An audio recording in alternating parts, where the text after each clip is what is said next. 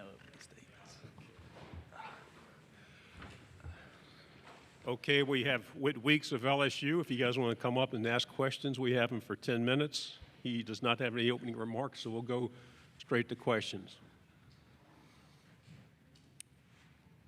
Whit, tell me, what's the attitude of Baton Rouge this year? Everybody fired up and ready to go? Oh, yeah, everybody's fired up. I can feel it throughout the city. I feel like every fan is so bought in this year and invested. It's fun to be in Baton Rouge right now.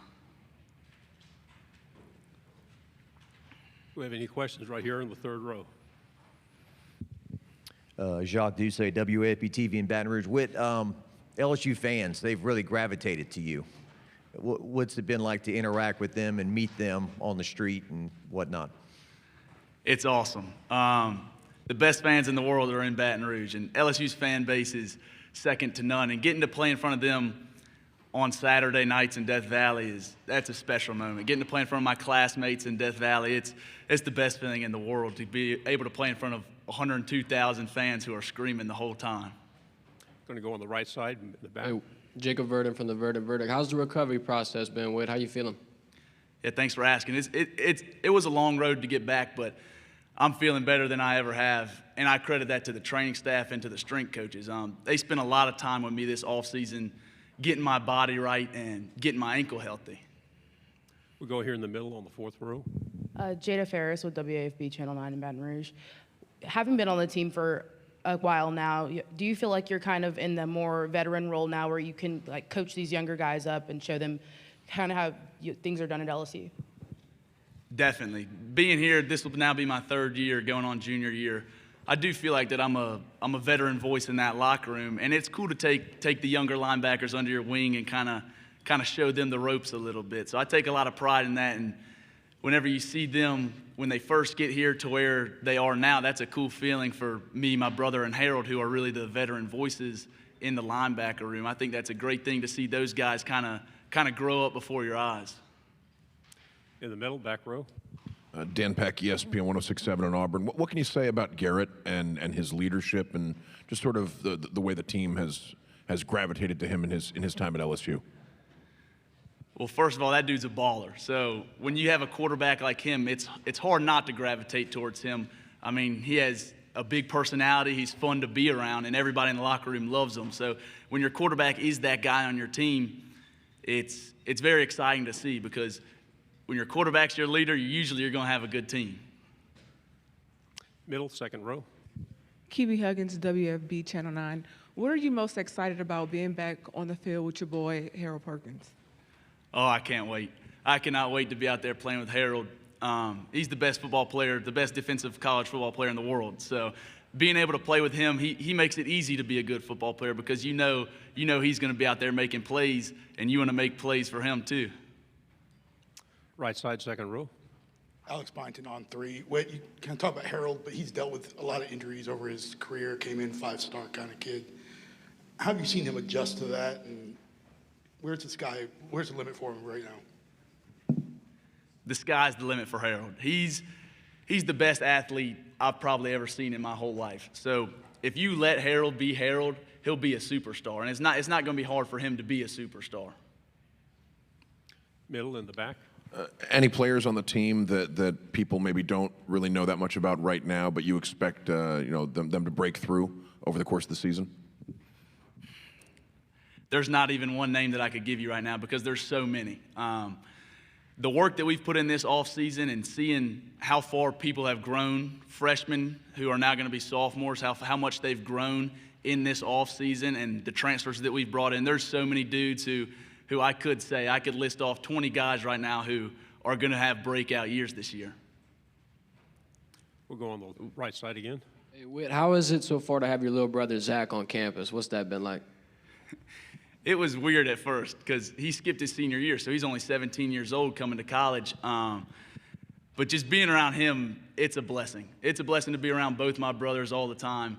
But it definitely took some adjusting to get used to having both of them there, Zach, he's crazy, so he's a lot of fun to be around. Left side, third row.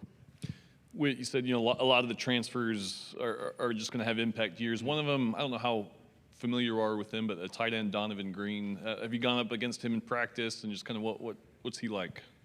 That dude's a workhorse. He's one of the hardest working guys we have in the building. And I haven't been up against him yet because I wasn't able to play spring ball, but getting to watch him, that dude can play.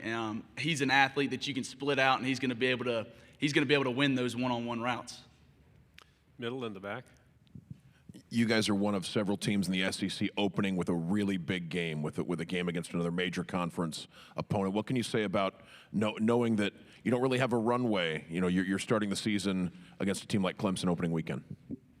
It's exciting. I want to play the best teams every week because those are the fun games to play in. Primetime TV, 7:30 ABC. Those are the games that you live for. That's why I play football, is to play in environments like that, play against teams like that.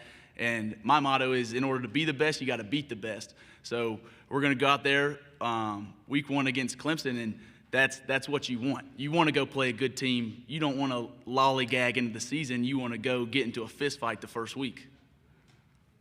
We'll go on the right side, third row. Trevor Denton, Way 31. Season openers have been a little bit of a challenge for you guys. Lost the last 5, 3 under Brian Kelly. Is that something that's discussed in the locker room this offseason, how to maybe start the season off better, especially with such a big game like that? We know what our past records have been in home games, and every day we go into work to change that narrative. Everybody in the whole building knows what the goals are for this season, and Clemson's just the first team that we have to beat in order to achieve those goals. We have wait for a few more minutes. Any other questions? What is the key to handling the expectations that teams like LSU have in the preseason? How do you do it personally? I think you have to have a strong support group within the locker room. You know, being able to rely on your brothers every day when you're in that locker room.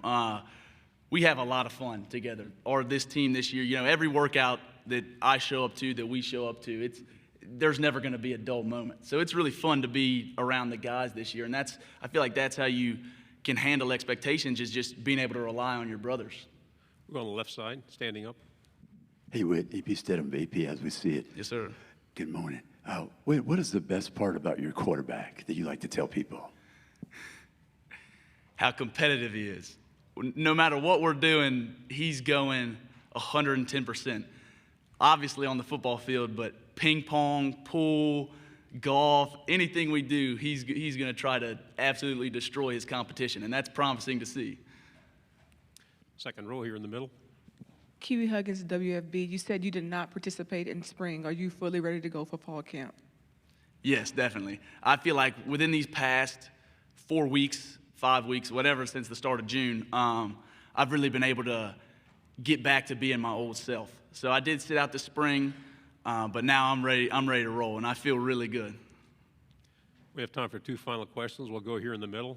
John. What keeps you so happy, energetic, enthusiastic? Do you just really appreciate the opportunity to play college football? Every day. Every day. I mean, this was a dream of mine as a kid. I'm from Georgia, the great state of Georgia, but so growing up, I always knew how great LSU was, but I never really knew what LSU was about until I got down there. And I thank God every single day for allowing me to be an LSU Tiger. It is truly the honor of my lifetime to put on that purple and gold and represent the great state of Louisiana and the great fans.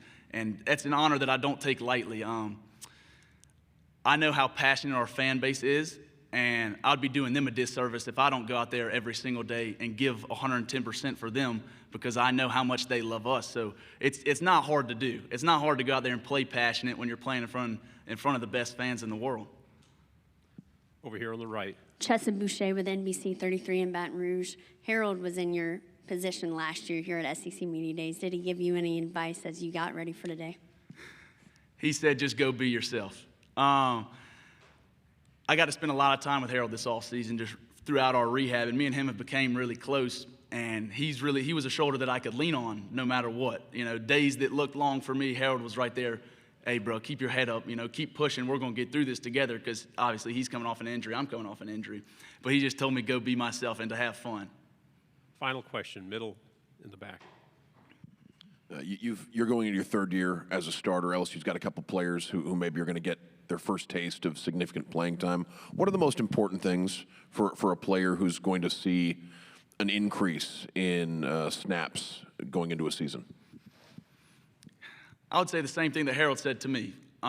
Be yourself. There's a reason that you're playing football at LSU right now. If you weren't one of the best college football players in the world, you wouldn't be at LSU. So just go be yourself, have confidence, and know that at times adversity is going to hit. Something bad's going to happen, but know that every single person out there has your back.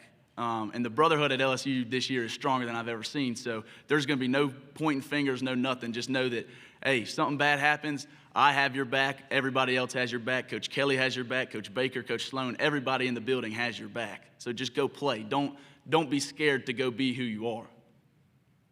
Whit, thank you very much. Awesome. Thank y'all.